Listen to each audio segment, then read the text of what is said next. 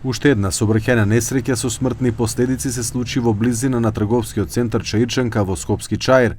Околу 10 часот и 15 минути според извештајот на Министерството за внатрешни работи на булеварот Цветан Димов, во несреќата учествувале 3 возила, каде што се сомнева дека автомобилот удрил во комбе, кое потоа удрило во камион пред него.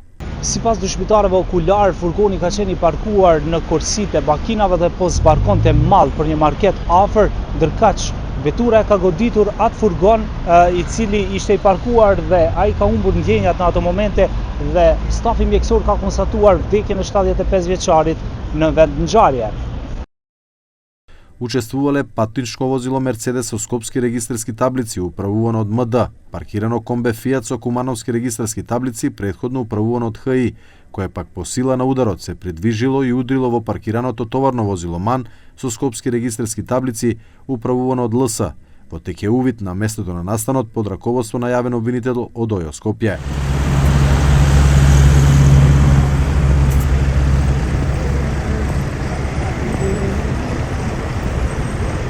Kjo është një nga pikat e nxehta të trafikut ku brenda 24 orëve pati 2 aksidente trafiku të cilat humbën jetën dhe pati fatalitet të 2 personave. Ndërkaq, shkallët e mbikalimit të cilat janë të konstruktit të hekurit janë shumë pak të përdorura dhe nuk mjafton as barikada e betonit e vendosur në mes bulevardit për të ndaluar aksidente të tilla ku këmbësorët dalin vende pa vend. Ndodhin edhe kanë me ndodhur edhe të ardhmen. Nuk mundet më rregullu kjo, kur njëherë. Me të shkit fasë që është të shkue. Çka duhet ndërmerret?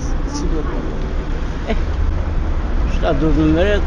Këtu është fajtore shteti, par njerë, po edhe komuna është fajtore. Sa e shqip një komunikacioni është tepër i dentur, shumë është i madh.